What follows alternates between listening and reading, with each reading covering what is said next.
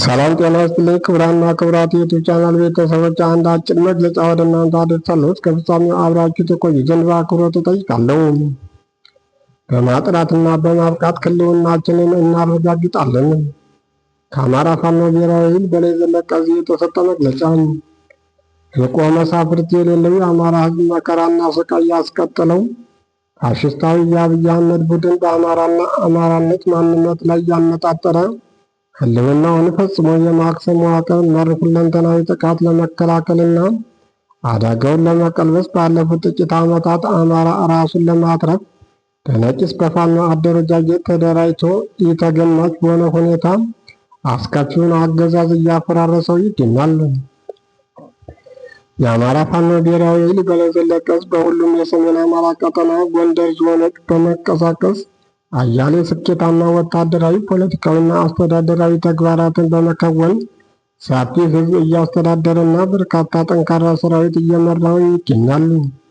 ቢሆንም ትግሉ ከመታገል በላይ ትግሉን መጠበቅ አስፈላጊ በመሆኑ ውስጥ አደረጃጀት የማጥራትና የማብቃት ተቋማዊ ንቅናቄ በማድረግ በአጭር ጊዜ ለድል የሚያበቃ የአመለካከት የተግባርና የአሰራር ጥልቅ ምግራት ተግባር መከወን አስፈላጊ ሆኖ ተገኝቷል።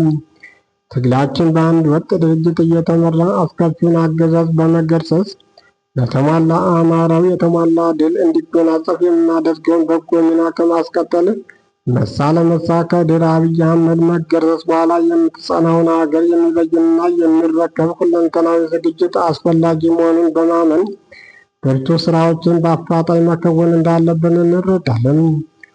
በሰዓት ተፈትነው ያልተበገሩ ነባር አርበኞችና ወጣት አብዮተኛ ምሁራን መሪዎችን እንዲሁም ጀግና ሰራዊታችን ለተሻለ ድል ለአመርቂ ተቋማዊ አስተሳሰብና አሰራር ማብቃት የነገ ሳይሆን የዛሬ የግብር ግዴታችን መሆኑን የህዝቡ ስራ አስፈጻሚና አመራር በመገምገም ግልጽ ስምሪት ሰጥቷል።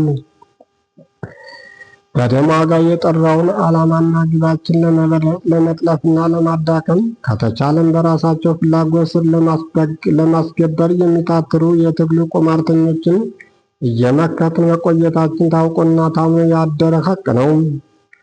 ላለፉት 20 ቀናት በተመረጡ ኮሮችና ክፍለ ጦሮች እንዲሁም ወረዳዎች የማጥራትና ማብቃት የሙከራ ስራዎቻችን ጀምረን የቆየን ቢሆንም በሁሉም ቀጠና በተሟላ ሁኔታ ንቅናቄውን ማስጀመር ታምኖበታል። ስለሆነም ከዛሬ ህዳር 30 ቀን 2018 ዓ.ም ጀምሮ በማጥራትና በማብቃት ህልውናችንን እናረጋግጣለን በሚል መሪ ቃል ለሚቀጥሉት 45 ቀናት ውስጥ አደረጃጀታዊ ንቅናቄ በይፋ መጀመራችንን እያበሰርን በማጥራትና በማብቃት ተልዕኳችን የሚከተሉት አንኳር ተግባሮች የሚከወኑ መሆኑን በመረዳት ህዝባችንና ሰራዊታችን ያለሰለሰ ድጋፍ እንዲያደርግልን ስንል ጥሪ እናስተላልፋለን። አንደኛ፣ በተዘጋጁ ሰነዶች ስልጠና መስጠት ማለትም ህዝብ አስተዳደርን፣ ፋይናንስን፣ አሰባሰብና አስተዳደርን፣ የሰራዊት ማደራጃ፣ የተሻሻለ መመሪያ፣ ሀገር አቀፍና ዓለም አቀፍ የተመረጡ ጉዳዮች ዙሪያና ሌሎች መሰል የተሰናዱ ሰነዶችን መነሻ በማድረግ ለመዋቅራችን አመራርና አባላት ስልጠና ይሰጣል። የአስተሳሰብና የተግባር እንዲሁም የአሰራር ወጥነት በማንበር ለተሻለ ግዳጅ ብቁና ንቁ ቁመናን እንፈጥራለን። ሁለተኛ፣ በውስጥ መረጃና ማስረጃ ተመርኩዘን የጀመረውን ሰርጎ ገብ ጥገኞችን የማጥራትና የመግታት ተግባሮች በሁሉም ኮሮቻችን እስከ ታችኛው ሰራዊት ይፈጸማሉ። እንደ ህዝብ ህልው ሆኖ ለመትረፍ በምናደርገው መራር ትግል ተጠልለው መስዋዕትነታችንን ለግል ማንኛውም ጉዳያቸው በመዋል ተመሳስለው የተሰማሩ ወንበዴዎችን ከአረመኔው ጠላት ትስስር ያላቸው የዘመናችን የዲናር ተመንዛሪዎች መርምረን እንለያለን፣ መንጥረን እናጠራለን። ሶስተኛ፣ ከውስጥም ሆነ ከውጭ ትግሉን ለማዳከም የተዘረጉ ኔትወርኮች ይበጣጠሳሉ። አፍራሽ ደላሎችና ቅጥረኛ ሳይበረኞች የካብ ውስጥ እባቦች የትግሉ ዕዳና ፍዳ ሆነው እንዳይቀጥሉ በጥልቅ ማጥራትና ማብቃት ንቅናቄያችን ቅድሚያ ትኩረት ከተሰጡ ተግባሮቻችን መካከል ይጠቀሳሉ።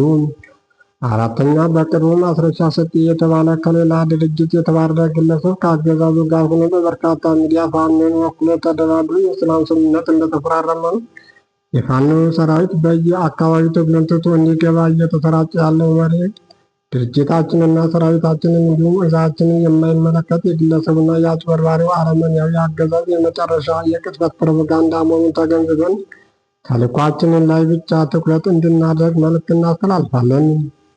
አምስተኛ ጨፍጫፊው ስርዓት በንጹሐን ወገናችን ላይ የህይወትና የአካል ጉዳት ከማድረስ በተጨማሪም የፋኖ ዘመድ ወይም ወዳጅ አላችሁ በማለት ንጹሐን ወገናችን ላይ ያለ ጥፋት በማሰርና በማፈን እያንገላታና ሰብአዊ መደራደሪያ እያደረገ ወንጀል እየፈጸመ ይገኛል።